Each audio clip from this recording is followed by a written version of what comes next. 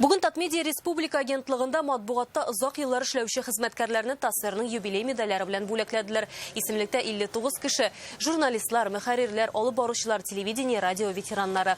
Араларында безнең телеканал хезмәткәрләре дә бар. Алар төрле елларда, төрле урыннарда хезмәт куя, әмма хезмәт юллары Татарстан тарихы белән үрелеп бара. Медальләрне агентлык җитәкчесе Айдар Сәлимгәрәев тапшырды.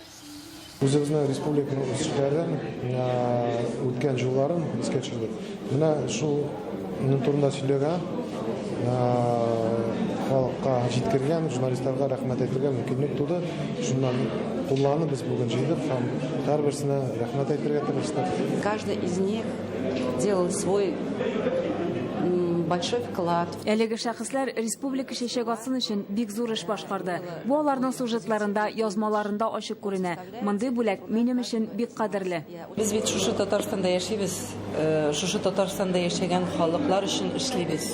Менә мин үзебезнең эшебезне шулай бәяним. Бу медальне минем үземә генә түгел, бу истәлек медален бөтен редакция коллективына бирелгән дип кабул итәм һәм горурланам.